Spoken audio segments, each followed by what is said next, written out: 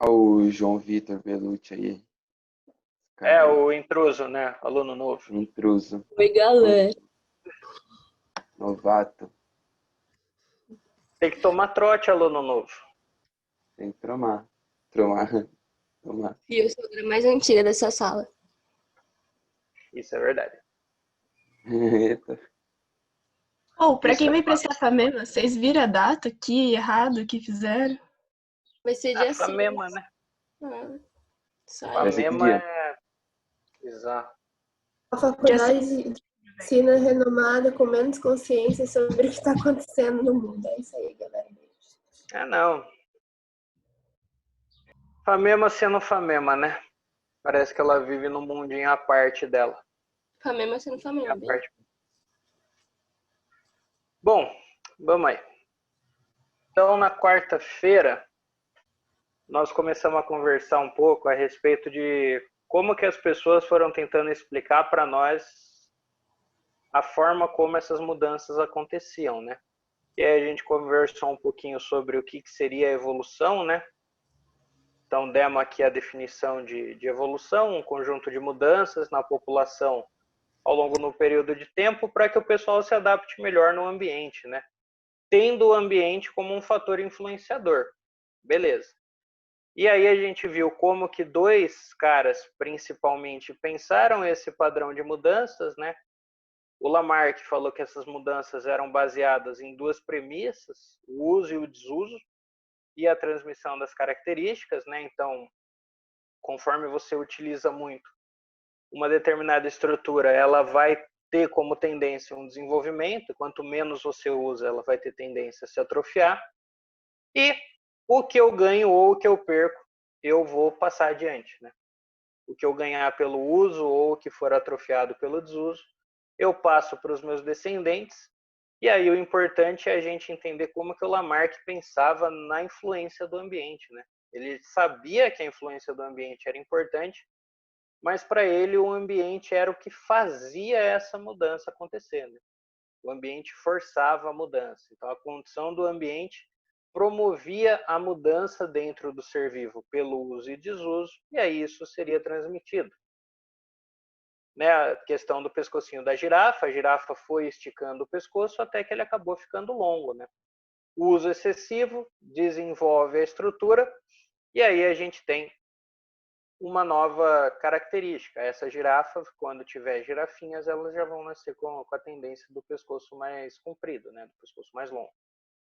Depois de um tempo veio o Darwin, né? Veio o Darwin que foi fazer toda a sua pesquisa. E ele pensou nesse conjunto de mudanças pela seleção natural.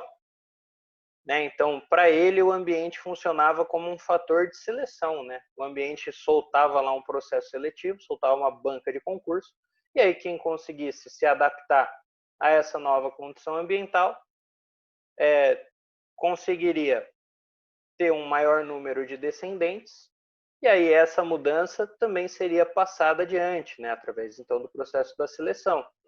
Ele falou que, na verdade, o que existe é uma diversidade de características.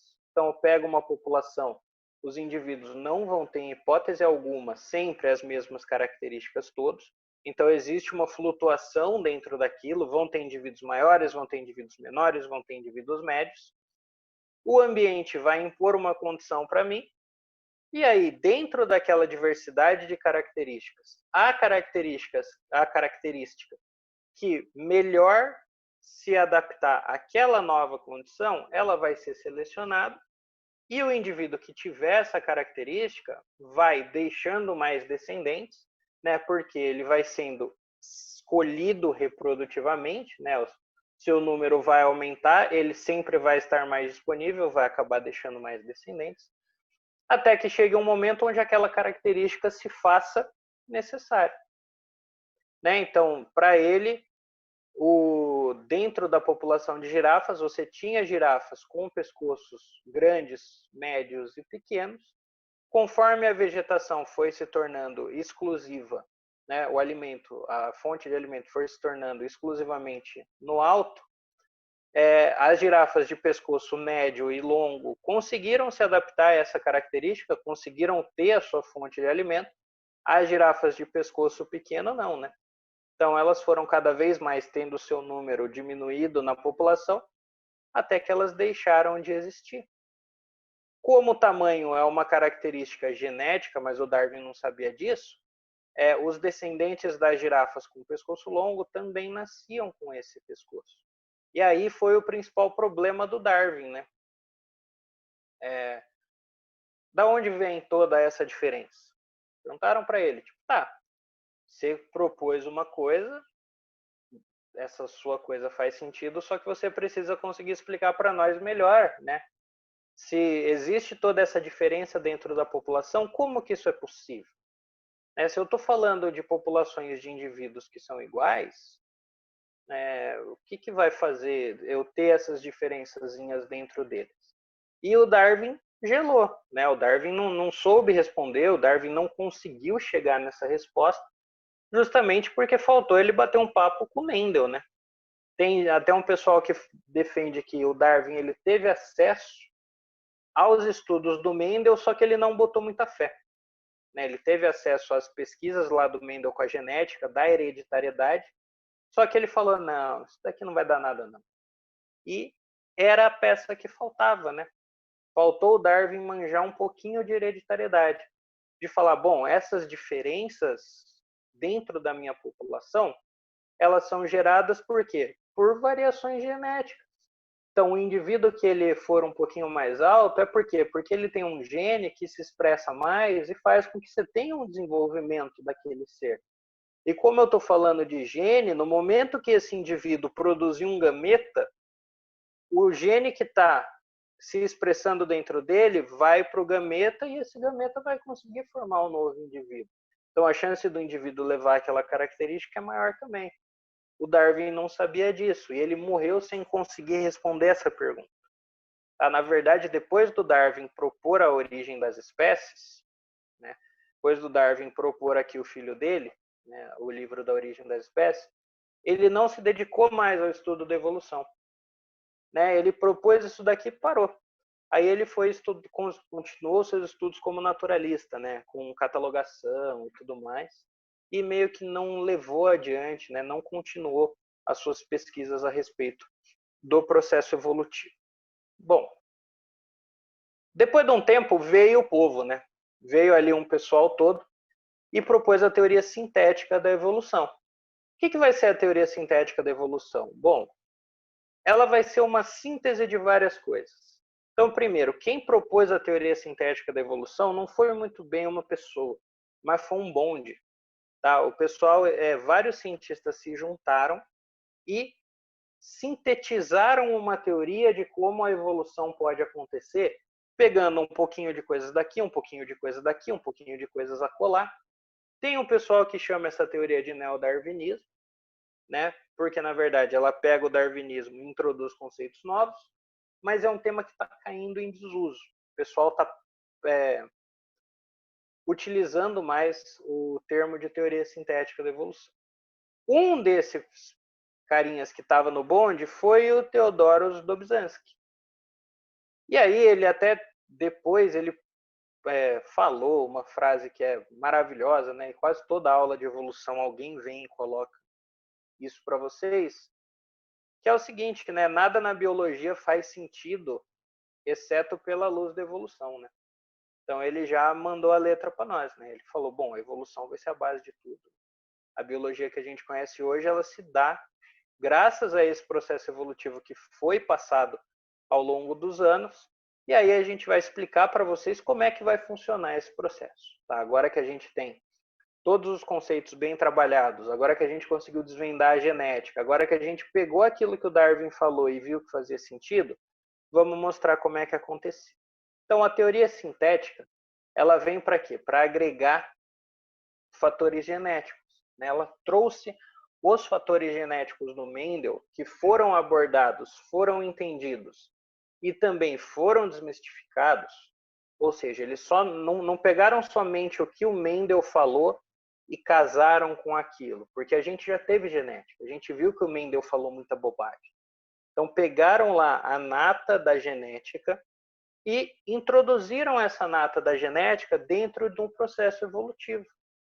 Tá? Então, para nós aqui, para os cientistas que fizeram parte dessa comitiva, tá? Dessa comitiva de pesquisa, o processo evolutivo ele vai depender de dois fatores.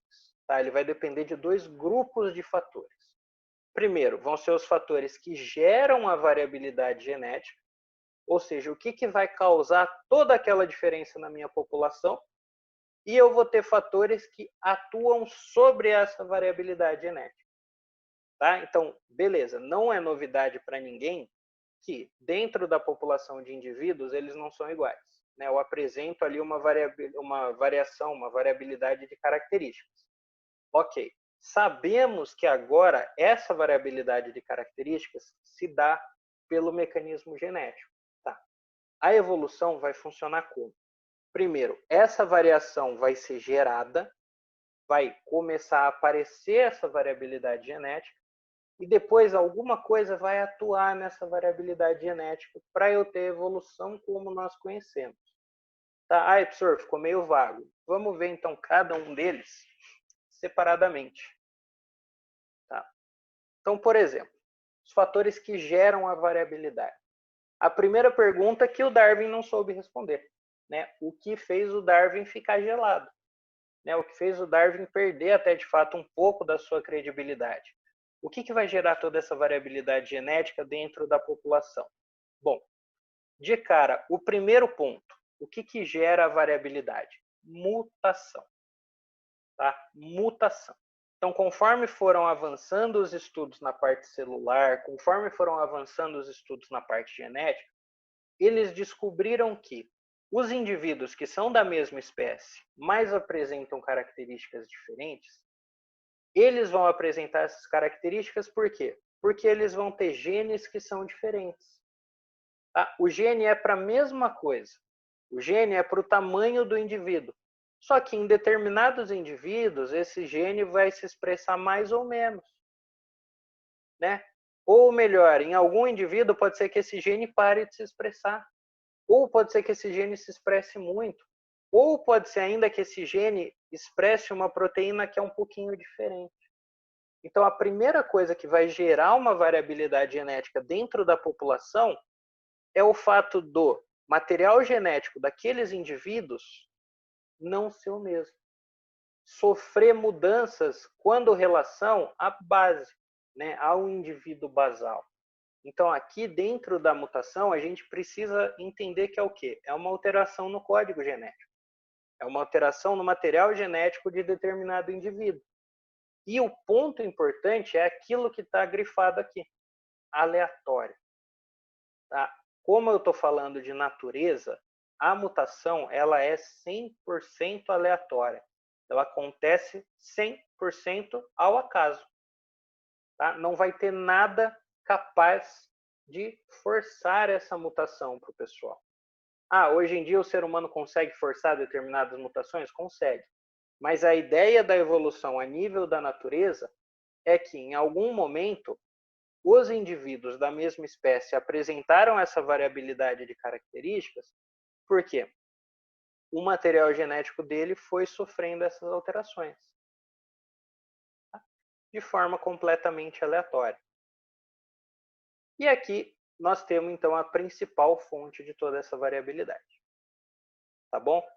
De novo, a gente volta a dizer aqui a questão do tempo.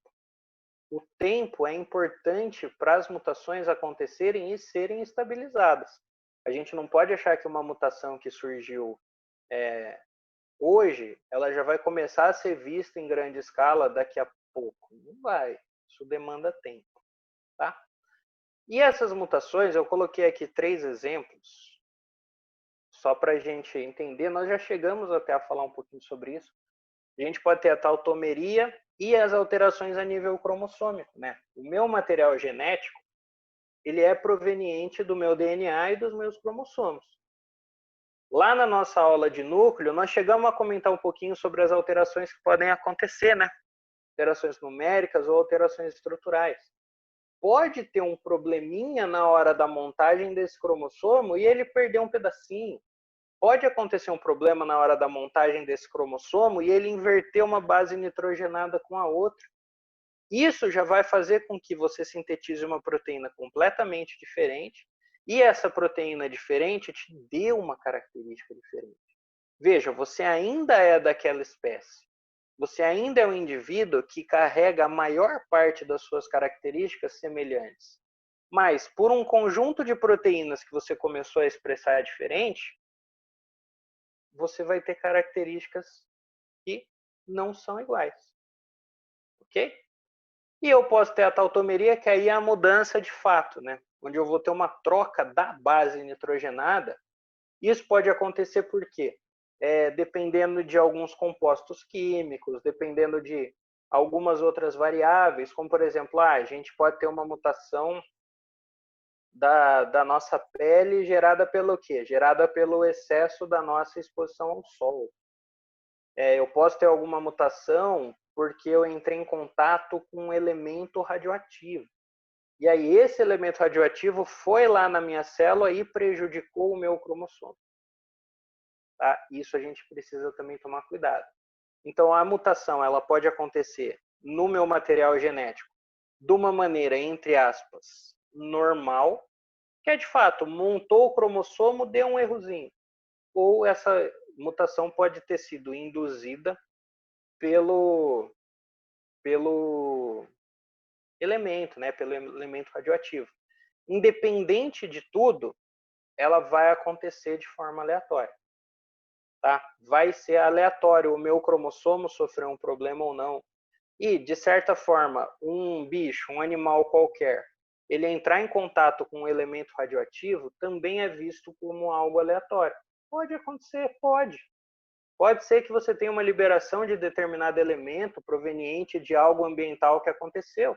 Isso são coisas que você não tem controle. Tá? Então, primeiro, o que vai gerar essa minha variação dentro daquela espécie toda? Mutações e a recombinação. Porque não adianta nada você sofrer toda aquela mutação, você apresentar a mudança no seu material genético e essa mudança ficar restrita a você. Não. Essa mudança, essa alteração, esse material genético diferentezinho, que produz uma proteína diferentezinha, ela precisa entrar no jogo. Tá? Ela precisa ser incorporada. Tá? Ela precisa ser incorporada dentro daquela população e atingir um maior número de seres vivos. Como que você faz isso? Através da recombinação. Né? Da recombinação e principalmente da fecundação. Né? A gente viu recombinação como crossing over na nossa aulinha de meiose, e é exatamente isso que acontece. Né? O que é o crossing over? O crossing over é quando, antes de formar o meu gameta, eu vou ter uma troca de pedacinhos entre os meus cromossomos, né? Entre os meus cromossomos homólogos. Então, eles vão se aproximar, vão formar lá o quiasmazinho, e aí as partes aqui inferiores do meu cromossomo azul e vermelho, elas vão acabar sendo trocadas. Aqui o que eu fiz? Eu troquei a composição genética desse cromossomo e troquei a composição genética desse cromossomo. Imagina que a mutação esteja no cromossomo vermelho. Se a mutação está no cromossomo vermelho, agora o meu azul vai carregar uma parte dela também. Pela continuação da meiose, esse cromossomo vai para um gameta e esse cromossomo vai para o outro. Então, aquela mutação que aconteceu ali, ela vai ter uma maior chance de entrar em um novo indivíduo. Se ela tem maior chance de entrar em um novo indivíduo, aquela variabilidade tem mais chance de ser gerada e aquela variabilidade vai se estar cada vez mais presente naquela minha população. Tá? Então, era essa a resposta que o pessoal queria do Darwin. Esse é o tipo de resposta que era para ser ouvida. O que vai gerar essa diferença enorme, essa variabilidade, essa diferença de características na população das girafas? Bom, em algum momento lá atrás, uma dessas girafas sofreu uma mutação que fez com que ela conseguisse ter um pescoço um pouco maior. Beleza. Essa mutação dela, ela foi recombinada com outras girafas E enquanto essa girafa conseguia se reproduzir, aquele genezinho dela que faz com que o pescoço aumente um pouquinho, começou a fazer parte cada vez mais da população. Tá? Aí a gente chega naquela diversidade de girafas com pescoço pequeno e girafas com pescoço comprido. Mas só isso? Não. Tá? Agora a gente explicou a primeira parte. Como que a minha população é diferente? Minha população é diferente graças a isso. Graças às mutações e graças à recombinação. Agora, para o processo evolutivo, alguma coisa vai ter que agir naquela variabilidade. E aí eu volto para o Darwin. A partir do momento que eu já tenho uma população diferente, já tenho uma população variada, para a evolução acontecer, alguma coisa vai ter que agir sobre essa variação e diminuir ela. Aí que é o ponto. Então, a gente pode entender tanto quanto fatores que agem sobre a variabilidade, como entender por fatores que diminuem a variabilidade. Porque a seleção natural faz isso. A seleção natural, ela diminui a variabilidade como? Selecionando o mais apto. Quem não for menos apto vai para a vala. Percebe? Então, toda aquela variação que me gerou a mutação e a recombinação dos gametas, quando o processo de seleção natural acontecer, essa variação vai cair. Porque agora só me interessa o que? A girafa que tem o pescoço comprido.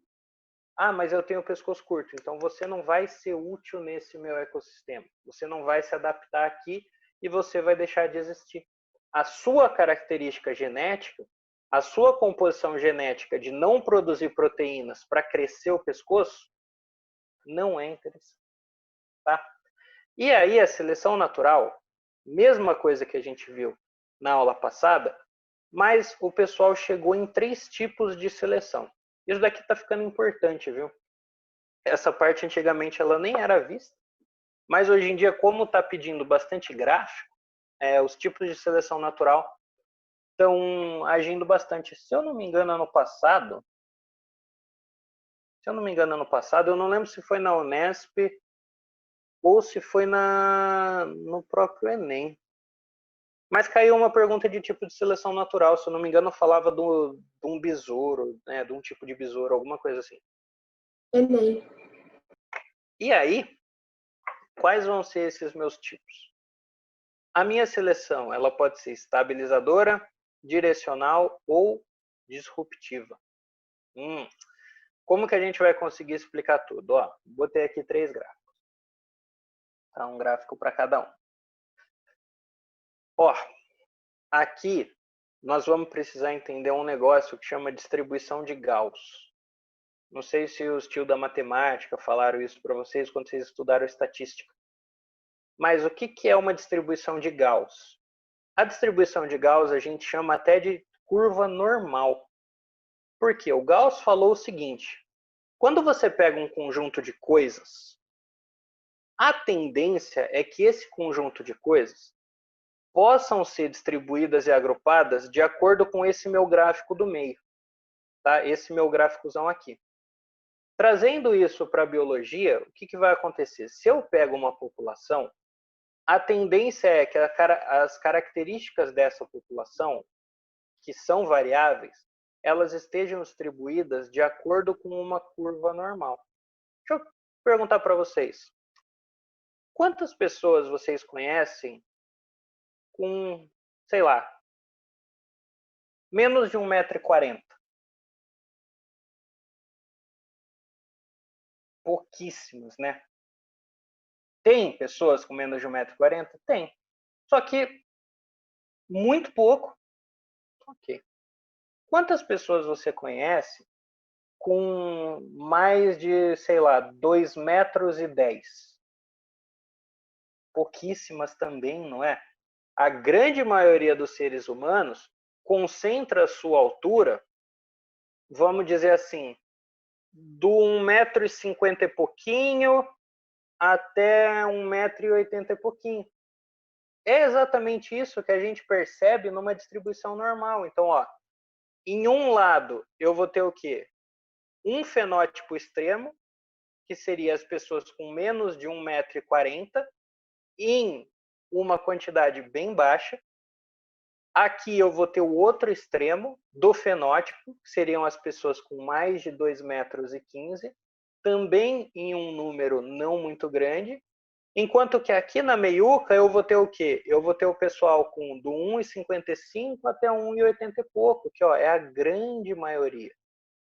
Isso é uma distribuição normal. Tá? Ela me diz o quê? Os fenótipos, eles são distribuídos da seguinte forma. Os fenótipos extremos têm o seu número baixo, enquanto que os fenótipos intermediários são aqueles fenótipos privilegiados, aqueles fenótipos que a gente vê com uma maior frequência. Beleza. Bom, para a gente entender os tipos de seleção natural, a gente precisava dessa introdução a respeito da estatística. E aí, vamos lá. Eu vou ter uma seleção estabilizadora. A seleção estabilizadora é essa do meio aqui. O que a gente pode entender por seleção estabilizadora? Ela é aquela seleção que privilegia o fenótipo intermediário. Já que o fenótipo intermediário é o que a gente mais vê, esse fenótipo intermediário ele vai acabar sendo privilegiado, né? E ele vai acabar sendo selecionado pelo meu ambiente. Ok? Como que a gente poderia colocar isso num exemplo? Sei lá, imagina um bebê, né? Quando algum de vocês for lá tiver um filho. Ou imagina só um bebê que nasceu qualquer.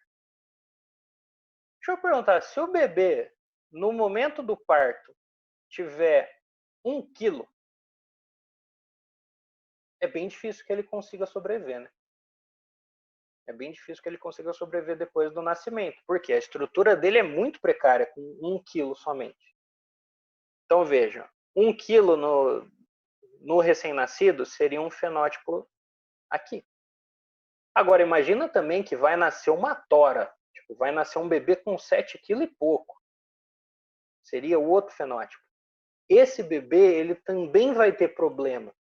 Porque como a estrutura dele agora é muito grande, ele vai demandar muita energia para conseguir continuar o seu desenvolvimento. E muitas vezes ele pode não receber esse tanto de energia que ele precisa.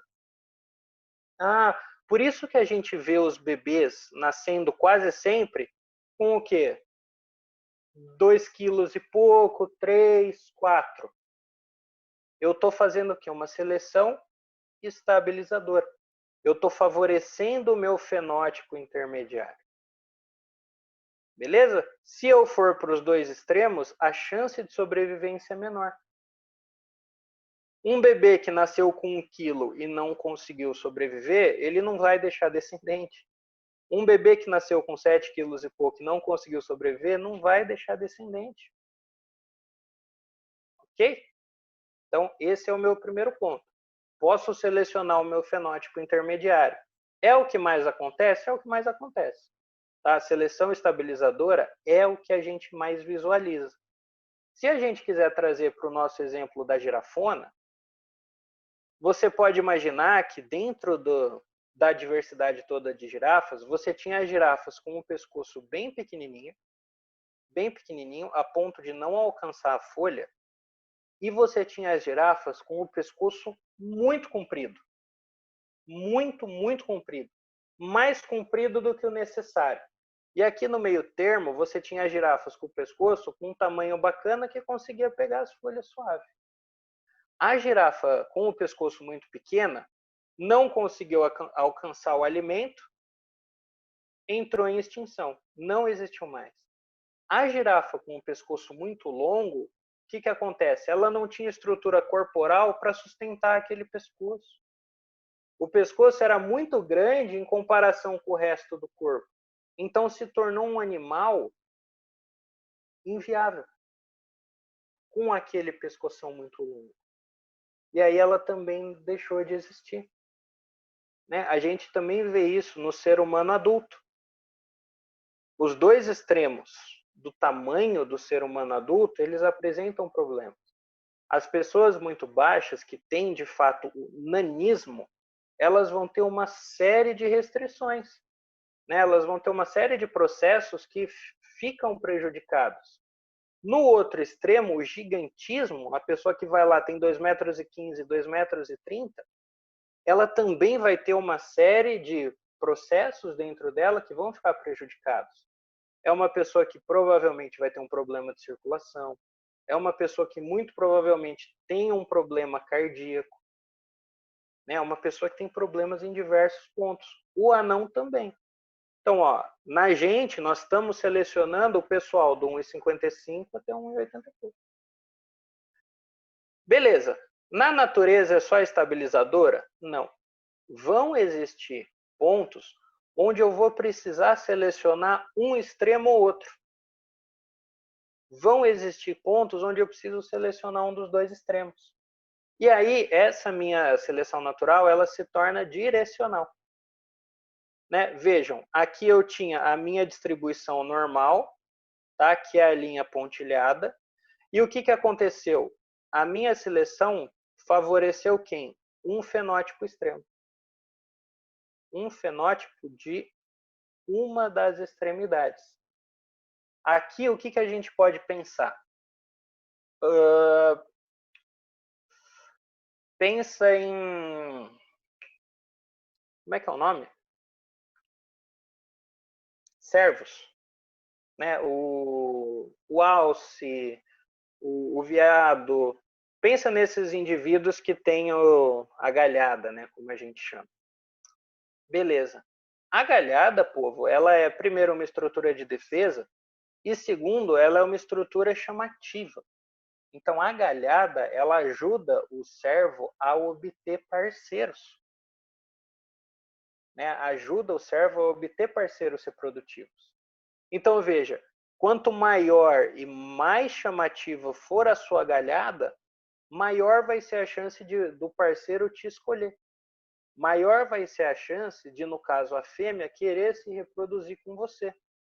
E aí, o que aconteceu? O pessoal que tem o chifrinho mais na humilda, aquele chifrinho mais na régua, se fudeu. Porque eles não foram selecionados. Eles cada vez foram sendo menos selecionados e aí aquela característica foi deixando de existir em compensação a outra. Tá? Então, ó, eu fiz uma seleção tendo uma direção, tendo um norte. Quanto maior for aquela sua característica, pô, mais descendente você vai deixar. Você pode virar para mim e falar, beleza, senhor, mas ó, você percebe que chegou num ponto onde eu caí. Onde aquele fenótipo, mesmo extremo, já não me ajudou em mais nada. E aí? Se a tendência é que eu seguisse sempre uma direção, o meu gráfico sempre aumentaria, não é? Porque quanto maior a galhada, mais você vai ser selecionado. Então, peraí, por que tem essa curva aqui embaixo? Você não pode sustentar todo tipo de galhada. Então, vai chegar num momento onde o servo vai nascer com uma galhada tão grande que ele não vai conseguir sustentar. Né? Aquela galhada vai se desenvolver tanto que ele não vai mais conseguir se sustentar, ele vai ter problemas de locomoção, ele vai ter problemas para dar o suporte todo para aquela galhada e vai se tornar um adulto inviável. Então, ó, eu vou selecionar uma característica extrema, só que dentro do extremo eu vou ter um limite também, né? Eu vou ter um ponto onde a partir dali já não vai mais funcionar. Porque fica inviável pro ser vivo que tem a característica. Pro parceiro seria maravilhoso, uma galhada de 3 metros, só que você não vai conseguir ter um adulto viável com uma galhada. Mas Perdão. Não, isso mesmo. Daqui a pouco eu vou abrir a minha também. É que o ruim da onde a minha janela está posicionada é que em uma parte da manhã o sol ele entra direto. Aí quando vai chegando tipo umas 10h30, ele já meio que foi pro outro lado, aí não entra mais e não atrapalha. Aí eu posso abrir. Aí, tipo, Mas eu e ele amanhã, fico torrando, assim. Fico com uma fitinha de torresmo. o comecinho da manhã eu preciso ficar com ela fechada. Alguém viu o sol ontem? Oi? Alguém viu o sol ontem? Não reparei, mas então você tava quente pra um caralho. Gente, vocês não têm ideia como tava. Sério, vocês têm que entrar no Google pra ver. Ficou uma bola rosa pink, tipo, muito estranho. Vou colocar no grupo. Ah, no final da tarde? É. Ah, tá. No final da tarde eu tô ligado. Você Tá viu? sendo assim tem um tempinho. Eu lembro que semana passada eu saí de casa, era tipo 5h30, 5 e pouquinho. O sol também tava bem corado. Bem corado. E isso é resquício da queimada. Nossa. Da E faz- coisa da- Porque quando eu tava fazendo as aulas de moto, faz 2 semanas já. E daí, na última aula, eu lembro que eu saí, o sol tava tipo vermelho, ele não tava nem rosa, ele tava vermelho, Uhum. era uma bola. E eu fiquei, caraca, velho. Tá louco, né? E a gente acha que não tem motivo, né? Mas tem a ligação, né? Tem a ligação com tudo. Tudo que está acontecendo das queimadas lá no Pantanal. Excesso de poeira, excesso de poluente. Pega a luz que vem, né? Bom, então a seleção direcional entendemos, né? Uma característica extrema vai ser selecionada. Se a gente quiser até, por exemplo, citar uma outra condição, a gente pode ir para as aranhas, né? Aranha de teia. Qual que é o princípio da aranha fazer teia? Alimento, né? Então ela monta lá a teia, suavona, e ela fala, bom, eu não vou poder escolher muita coisa, né? Não vou ter um cardápio. Então eu vou precisar aproveitar o que chegar na teia. Seja um grilo, seja um mosquito, seja um besouro, seja outra aranha, né? Então a gente pode imaginar que há muito tempo, o que aconteceu? Você tinha aranhas de diversos tamanhos. Hoje em dia, se você passa perto de uma teia de aranha e você vê um bitelo na teia, você olha para aquilo lá e você fala, é fêmea. Você não precisa nem chegar perto. Porque a aranha a gente identifica de acordo com os pedipalpos que ela tem aqui, né? Aí a gente vê se é macho ou fêmea. Mas se você vê um bitelão na teia, você já pode falar, é fêmea. E aí se você se aproximar da teia, você vai ver que ao redor da teia tem um monte de aranhazinha menor. E aí, ao invés de você falar, pô, é os filhotes, não, aquilo são os machos. O que aconteceu? A aranha montava sua teia. Montava a teia e ficava lá esperando alguma coisa cair na teia. O macho tem o quê? Tem o viés reprodutivo. Então, assim, o princípio da existência do macho dentro dos artrópodes é única e exclusivamente a reprodução. Então, chegava no momento reprodutivo, o macho via a aranha fêmea e falava, meu, eu vou lá porque eu preciso me reproduzir com aquele indivíduo. E aí, quando o macho chegava na teia, a fêmea percebia que tinha alguma coisa na teia, ia lá e fazia o quê? Se alimentava do macho antes dele poder reproduzir. Beleza, show de bola. O que foi acontecendo então? Dentro daquela diversidade absurda de aranhas que tinha, os machos mais pequenininhos conseguiam chegar na fêmea sem ela reparar. Então conseguiam ir lá andando até a aranha fêmea na teia sem que ela reparasse. E aí a reprodução das aranhas, ela não é tão intensa como a nossa. Basicamente o macho faz o quê? Ele coloca os gametas dele na pata, na hora que ele passa na fêmea, ele literalmente põe com a mão assim. Coloca com a mão o gameta na aranha fêmea. Então, o machinho pequeno conseguia fazer isso, ia lá, fecundava a aranha fêmea, e aí depois disso, se ele conseguisse sobreviver, era lucro. Mas se ele morresse também, beleza, ele fez o que ele tinha que fazer. Então aqui eu fiz uma seleção natural, uma seleção direcional, né? Só que eu selecionei o outro ponto. Eu selecionei o fenótipo daqui do começo. Se o seu tamanho for bem pequenininho, você vai conseguir chegar na fêmea e deixar descendente. Se o seu tamanho for médio ou grande, a aranha vai perceber você na teia e você não vai conseguir fazer a fecundação. Né? Aqui então a gente tem um outro exemplo. Lógico, isso milhões de anos atrás. E para aranhas de teia, né? As aranhas que são errantes, as aranhas que não fazem teia para caça, aí você tem macho e fêmea quase que do mesmo tamanho. Né? Aí não precisa ter essa cautela da fêmea caçar o macho, porque ela já vai caçar outras coisas. E aí nós vamos ter a seleção disruptiva, que aqui é o nosso terceiro gráfico. O que eu fiz? Eu selecionei 2 fenótipos. Tá? Eu selecionei 2 fenótipos extremos. Ou seja, eu declinei o fenótipo intermediário. Tá? Eu declino o fenótipo intermediário e eu seleciono somente os fenótipos das pontas, somente o fenótipo das bordas. Aqui, citar um exemplo é um pouquinho mais difícil, porque a seleção disruptiva não é tão fácil da gente perceber na natureza. Mas a gente pode citar, por exemplo, os pássaros.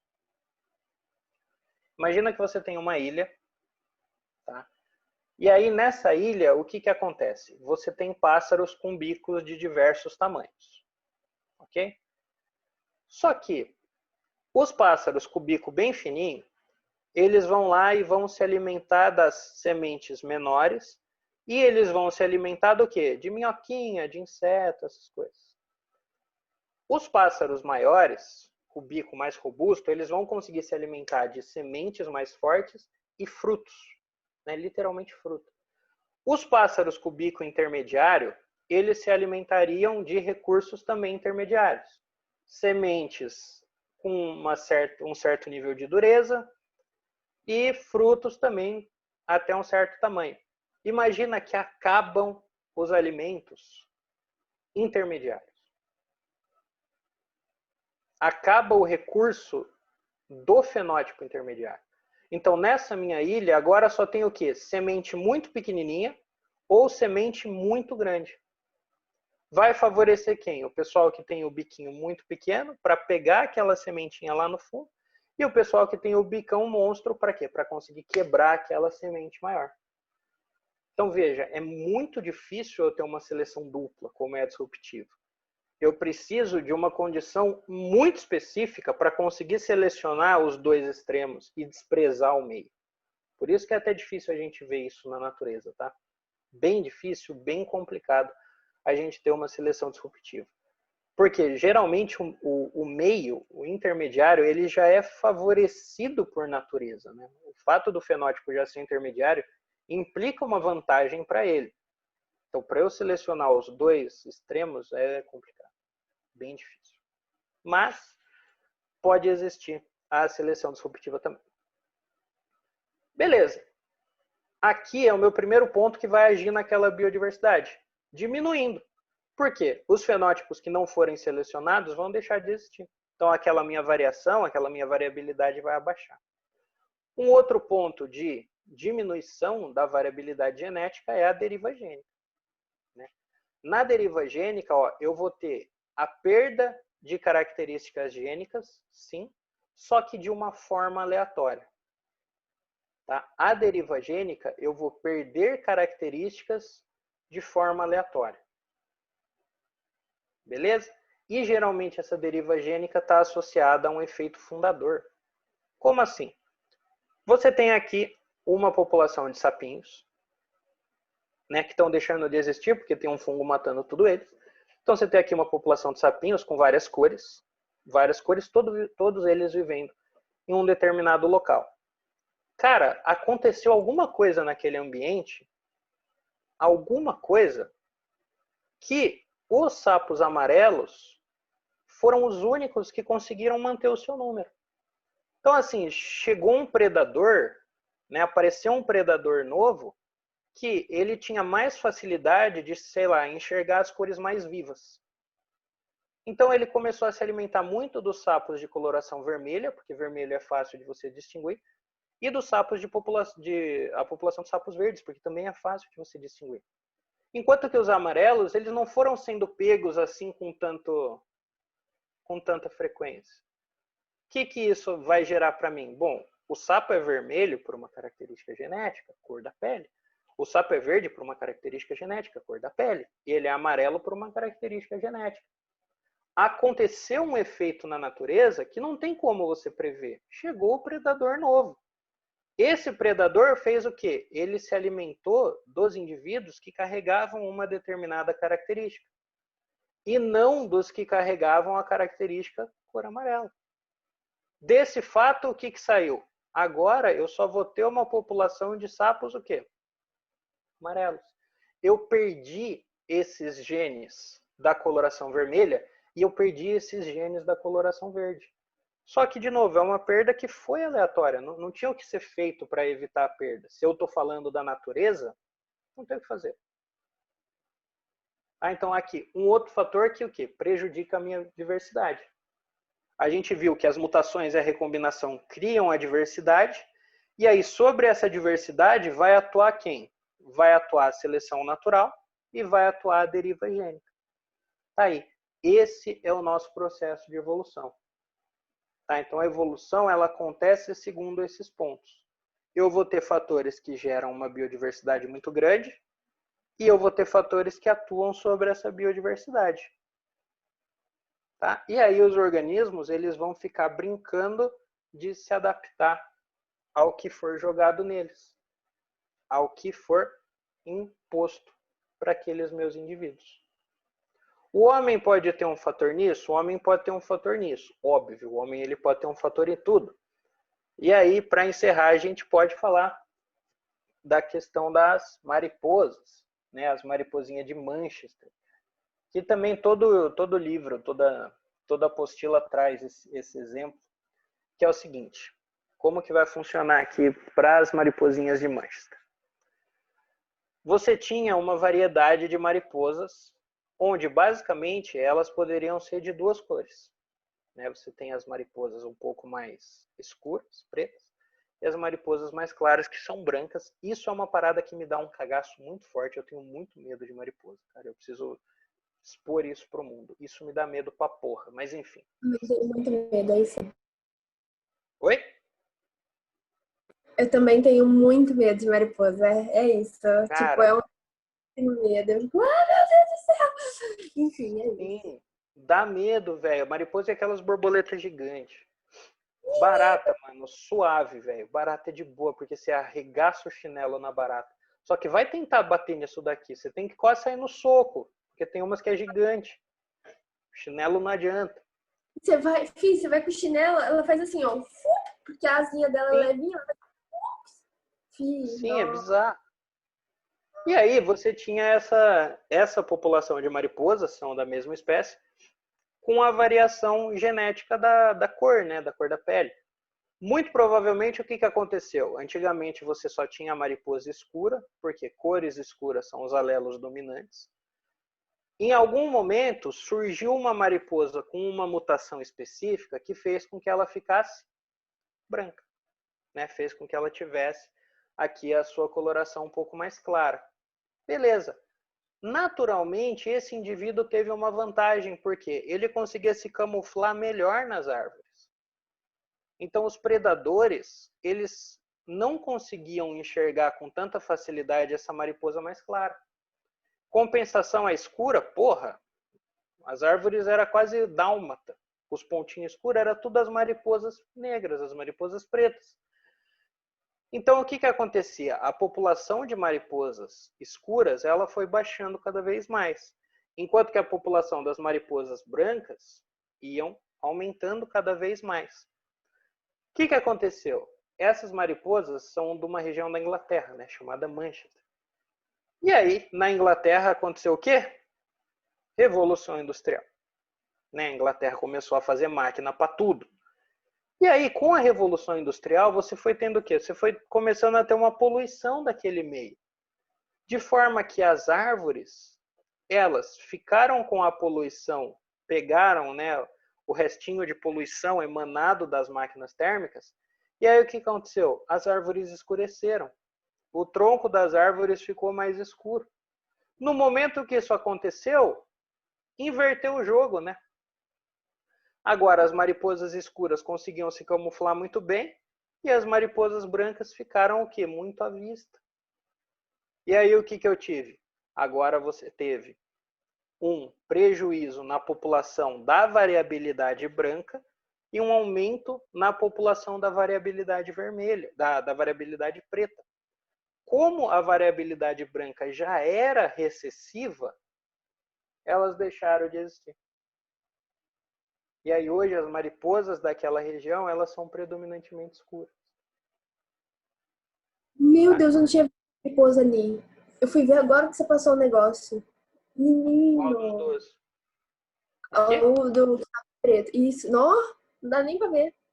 Então, se a gente não consegue ver, se bem que eu tenho miopia pra caralho, mas se a gente não consegue ver, imagina quem vai se alimentar disso. Não tem como. Tá? Então a seleção natural ela vai funcionar desse jeito. Ok? Então evolução faz sentido? Evolução faz sentido. Amanhã a gente vai ver algumas evidências, né? O que consegue dar para a ciência uma boa condição de afirmar que essas mudanças existem, né? Quais são as evidências que a evolução de fato ocorre. Beleza?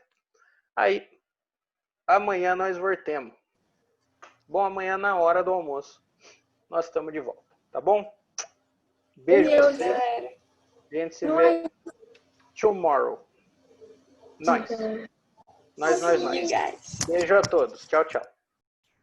Tudo bem, tá gravando. Acabar, né? Vamos acabar aqui esse nosso assuntozinho, né? Vamos acabar esse nosso combo de evolução. Falando justamente sobre o que leva a ciência a acreditar tanto nesse processo, né? O que leva a ciência a acreditar tanto nesse processo de mudanças. Então, assim, a gente viu a ideia da evolução, né? Que é justamente uma ideia de transformação de características ao longo do tempo. E aí a gente viu como que algumas pessoas foram pensando essas mudanças, né? Como que essas mudanças poderiam vir a acontecer. O Lamarck, segundo ele, falava que a transformação acontecia no próprio indivíduo, né? O ambiente sendo um fator provocador da mudança, né? E aí, através da lei do uso e do desuso, você desenvolvia ou atrofiava uma característica, independente do caminho que você seguisse, o seu descendente já nascia com essa característica.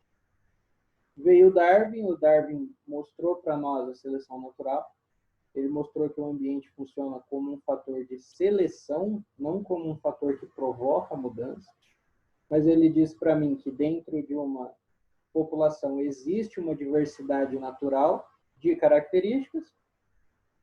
Dependendo da condição ambiental nova que for imposta, algumas dessas características vão ser selecionadas, né? Os indivíduos que carregam essas diferenças vão ter uma adaptação melhor e aí eles vão passar para frente, né? Como eles vão passar para frente, o Darwin não soube responder. Ele só sabia que passava. E aí depois veio a teoria, né, da teoria sintética da evolução, que foi aquele grupo todo que se juntou e mostrou para nós como que funciona o processo inteiro, né? Então ele veio e disse para nós como que existe aquela diferença toda, né?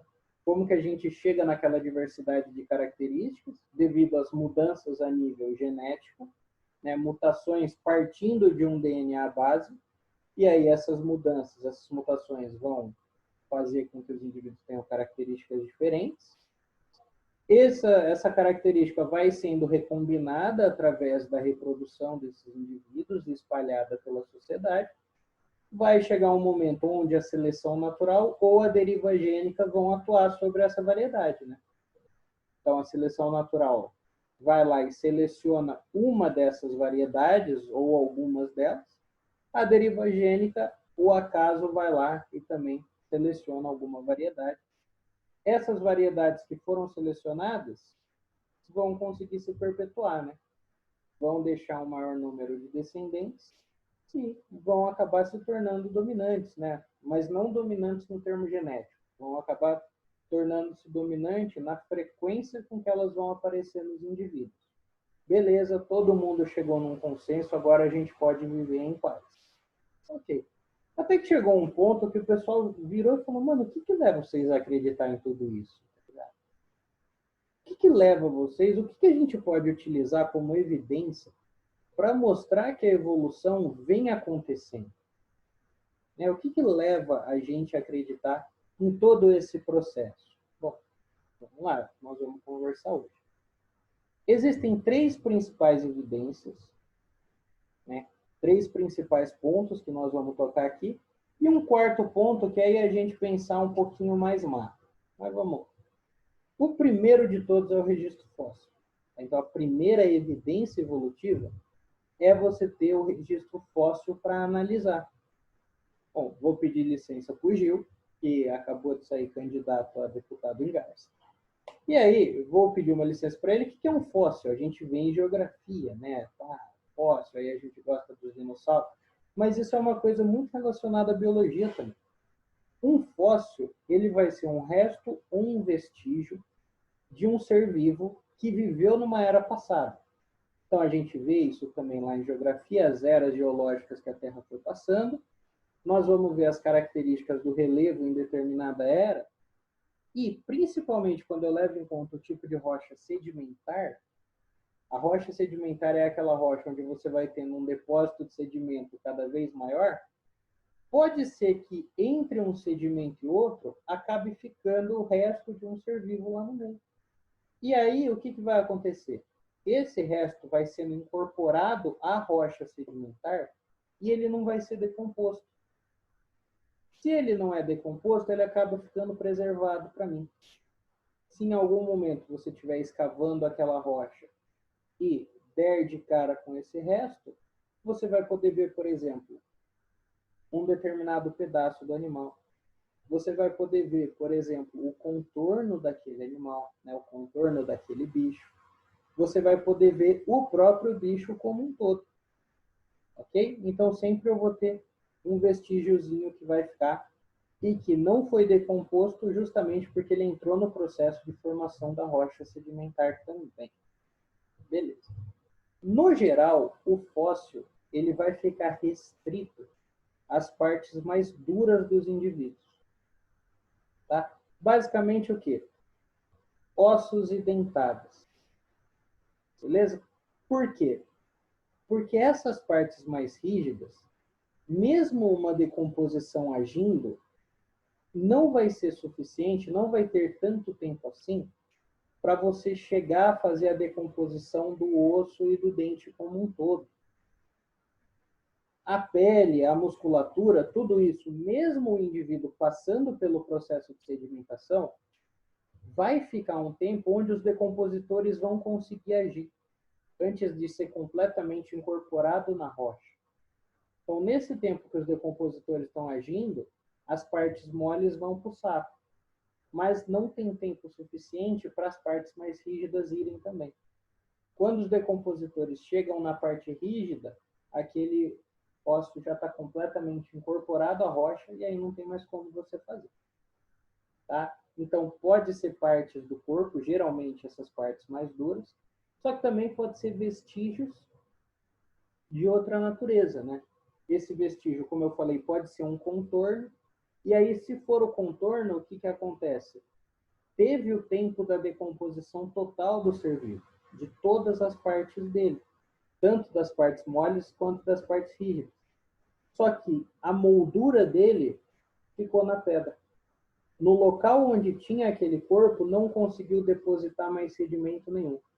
Então, você já teve uma outra parte da rocha sedimentar que não conseguiu ser incorporada no local onde aquele corpo estava, e aí acabou sobrando o contornozinho. Eu já vou mostrar fotos e aí a gente vai ver um pouco mais detalhadamente. Beleza? Então, o que sobrou dos indivíduos anteriores, por que isso pode ser uma evidência evolutiva? Comparação, gente. Você pode fazer uma comparação entre a estrutura e estruturas dos seres vivos que você tem hoje. Se você der sorte de achar um fóssil num estado de conservação muito bom, você pode fazer inferências muito mais precisas. Né? A gente tem os dinossauros, por exemplo. A gente acha fóssil de dinossauro muito bem conservado, cara. O que faz a gente conseguir, por exemplo, dizer, isso é um réptil. Por que os dinossauros eram répteis? Porque a estrutura que eles deixaram é muito parecida com as estruturas que os répteis carregam hoje em dia. Então, aquele indivíduo, uma parte dele conseguiu sobreviver, foram sofrendo lá os seus processos de transformação, que é o que a evolução prega, e hoje chegou nisso daqui. Tá? Então, o fóssil ele me dá algo muito mais comparativo. Como a nossa tecnologia hoje em dia ela é muito forte, tem gente que consegue pegar o fóssil e fazer extração de DNA.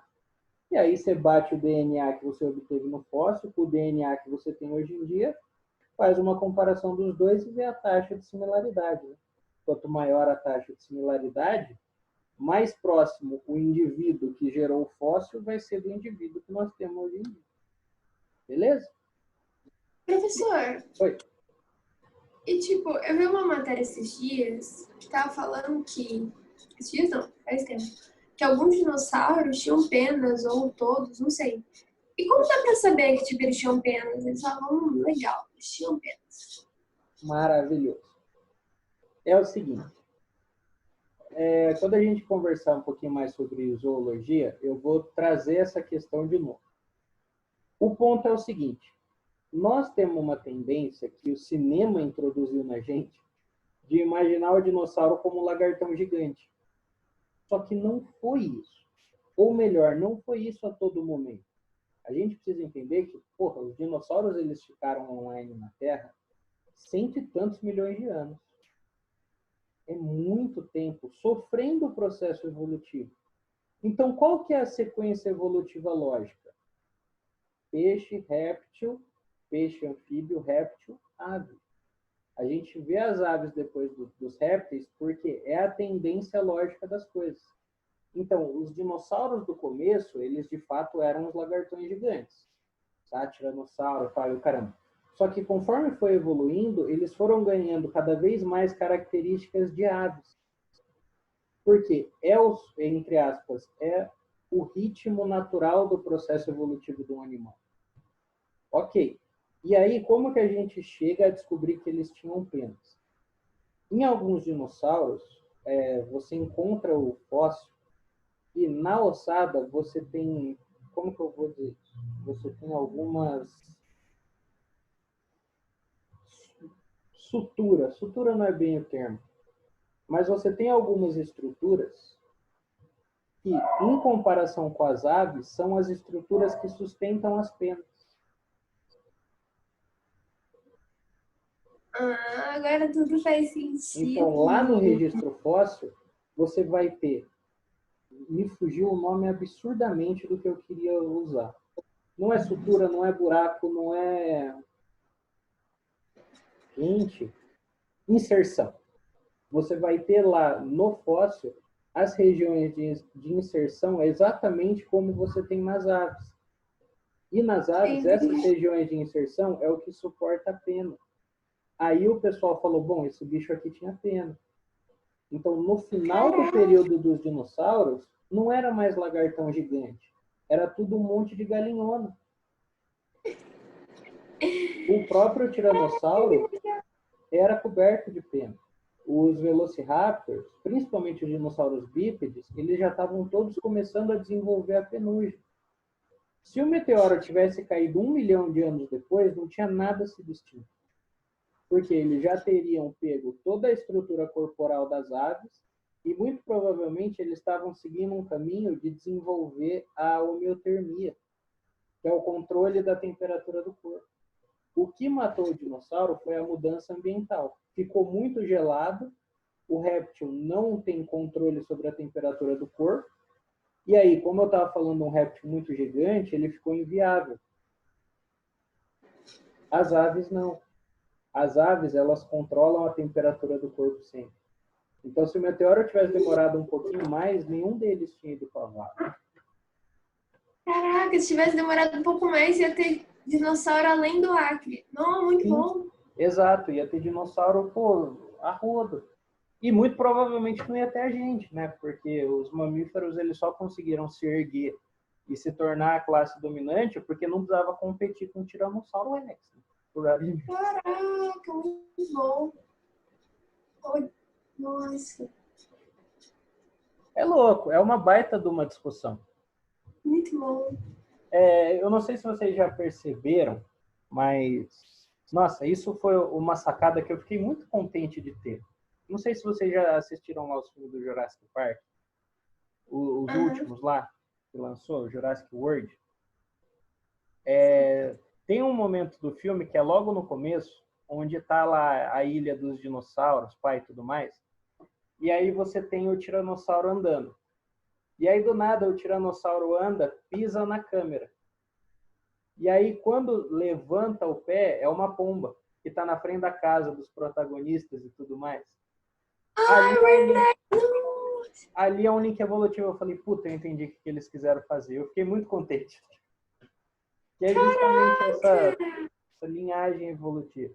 Eu tinha um professor que defendia duas, ele falou assim, mano, vocês podem cagar para a minha matéria o semestre inteiro. Vocês saírem daqui com 3 coisas muito bem definidas na cabeça de vocês, vai estar ótimo. Ele falou o seguinte, peixes não existem, répteis não existem e os dinossauros não estão extintos. E aí ele mostrou isso pra gente. Ele falou, não é que peixe não existe, mas é que se a gente fosse seguir as regras que nós mesmos colocamos para fazer a classificação biológica, eu formar um grupo com todos os organismos parecidos a ponto de chamar peixes, eu ia ter que introduzir gente que está fora. Então não é que peixe não existe, é que o grupo de peixe, como a gente pensa, não está muito correto. Répteis, a mesma coisa. Para o grupo de répteis, para eu poder englobar um monte de organismos e falar, beleza, esses daqui eu vou chamar de répteis, eu teria que colocar as aves dentro. Porque a ave é o grupo irmão dos dinossauros. Literalmente o grupo irmão. Louco demais, cara. Pegar esse estudo é muito massa. É muito bacana. Nossa, a gente espanta dinossauro na rua. Isso é muito bom. Sim, exatamente. Ou melhor, o dinossauro ficou tão puto que hoje em dia ele caga na gente. Só de revanche.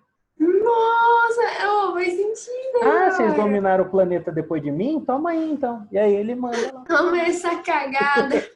Muito bom. Beleza? Eu gostei demais. Beleza.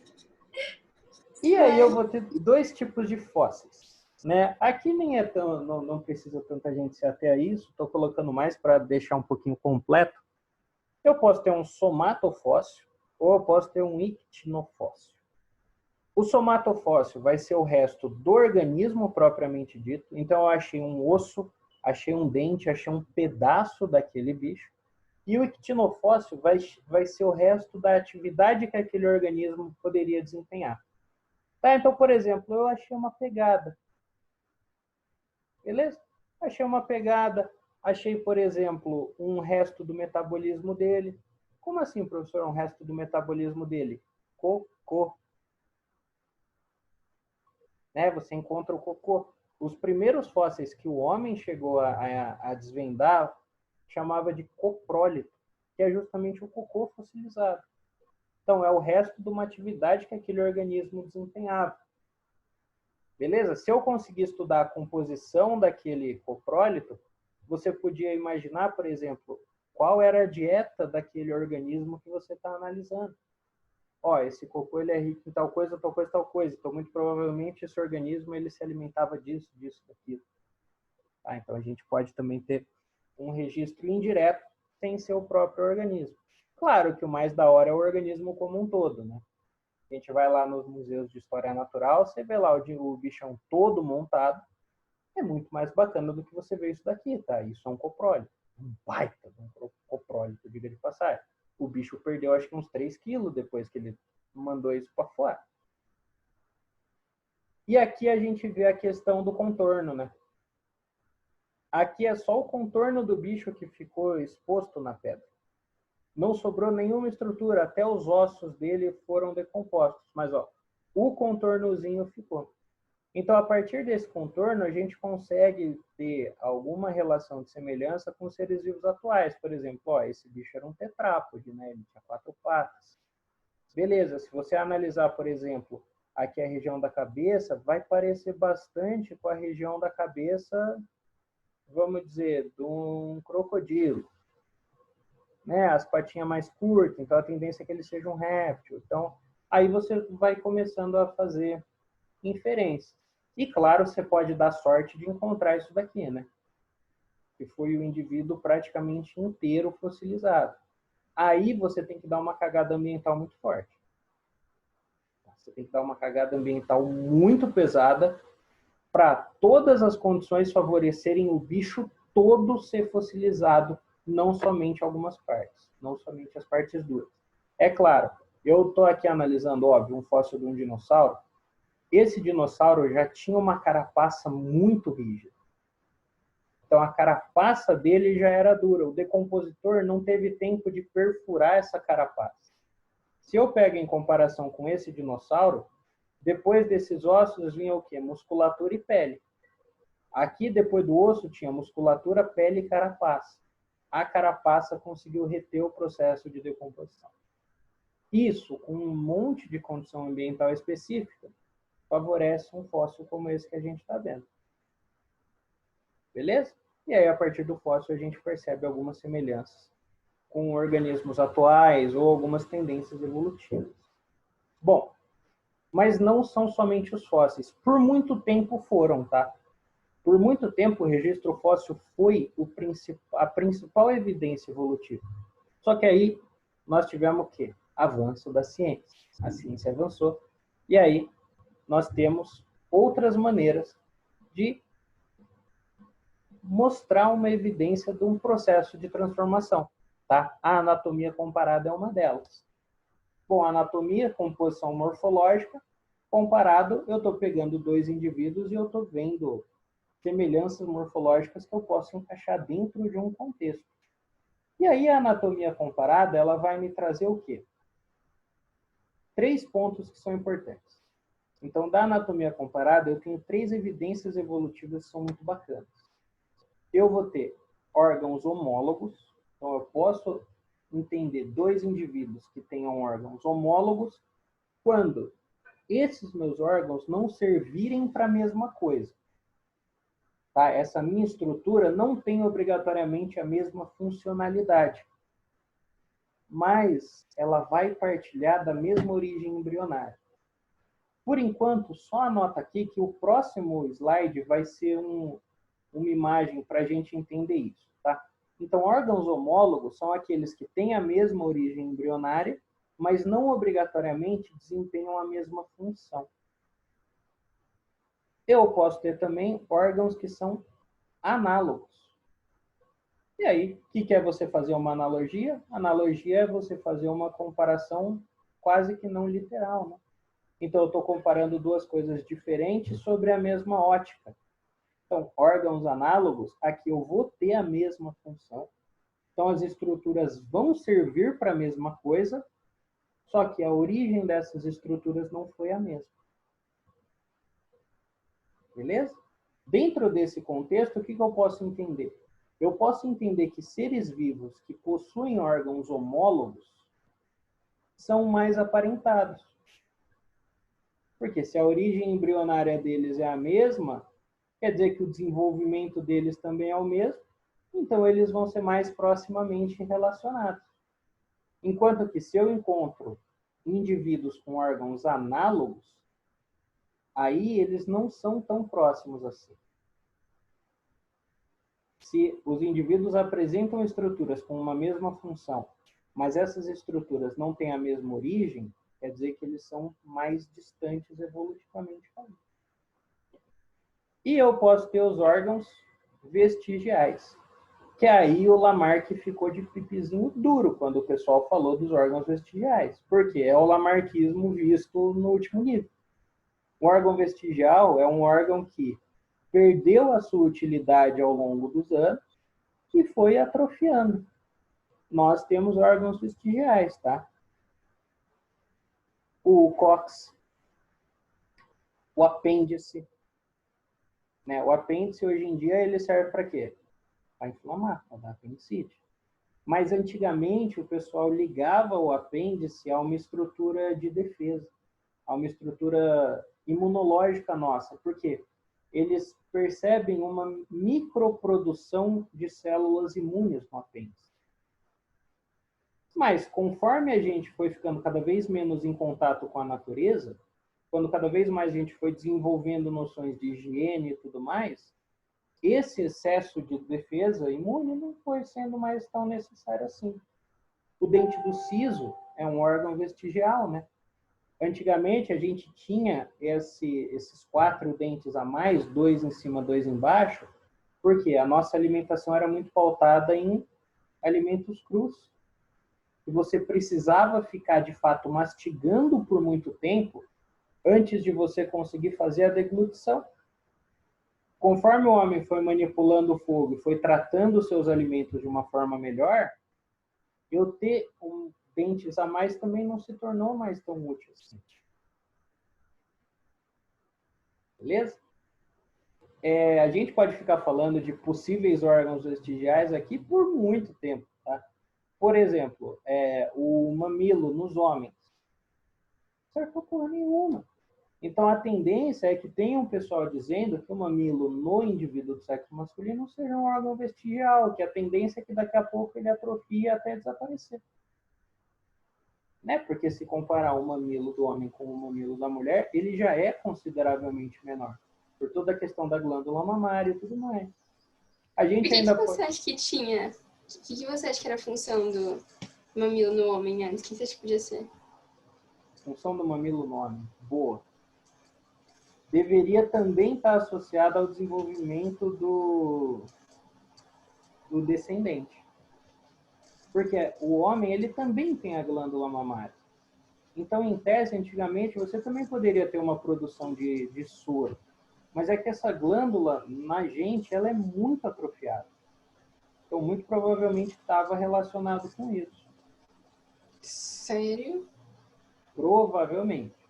Provavelmente é uma explicação. Um outro órgão vestigial que eu cheguei a comentar no passado, o pessoal ficou, senhor, sério? Sim. Dedo do pé. Dedo do pé também tem um pessoal que defende que seja vestigial. Por quê? A gente entende a importância do dedo do pé quando você está falando de um primata, né? Um indivíduo que precisa escalar a todo momento, precisa escalar montanhas, precisa escalar árvores, precisa fazer tudo.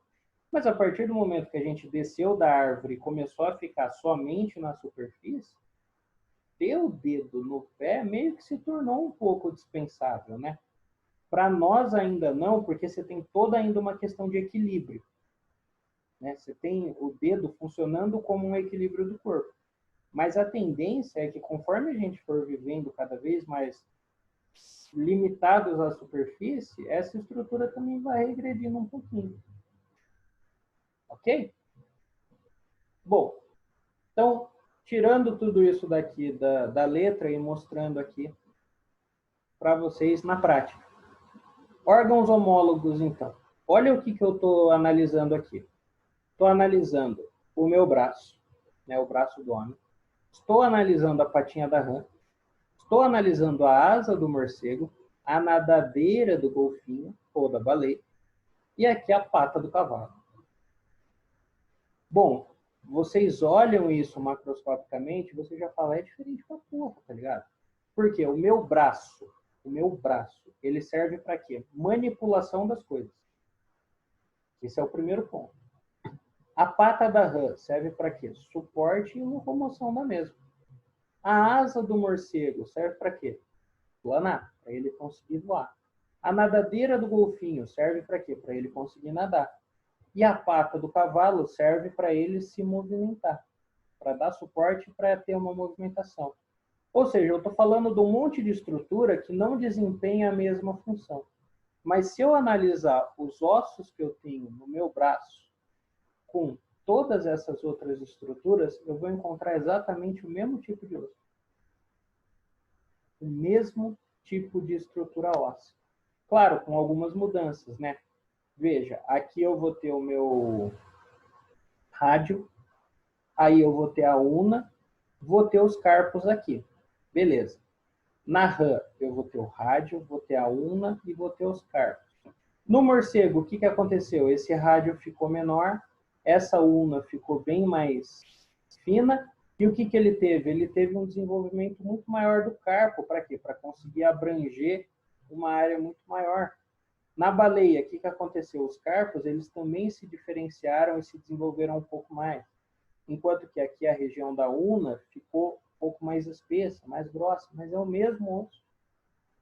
É exatamente o mesmo osso em todos esses animais.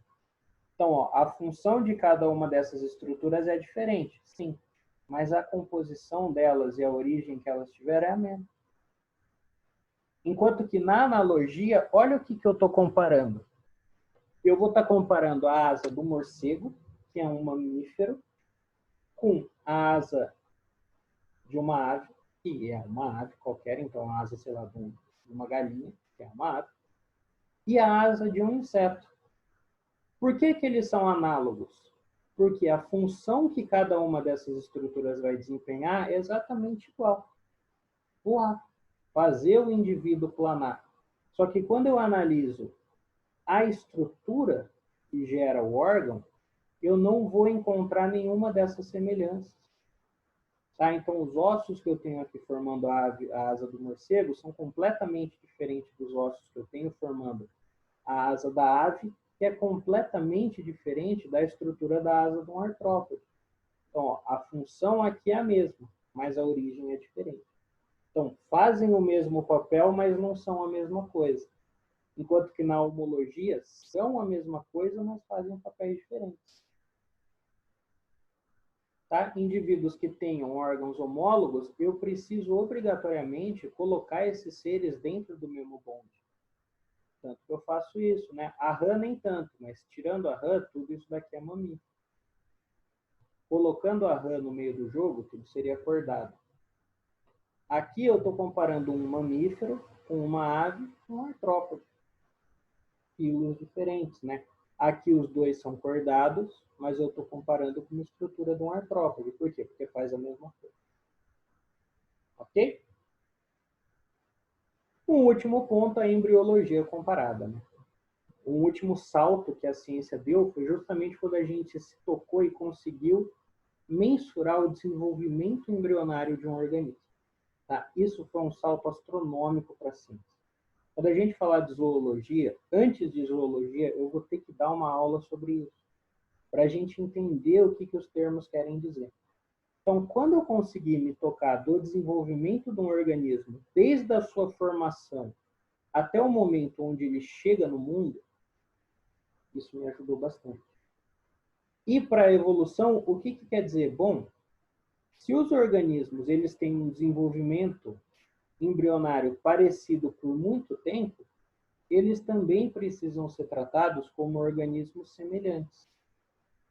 Então, ó, o desenvolvimento embrionário, se eu pego aqui o embrião numa certa etapa do ciclo, eu não consigo dizer o que é o que.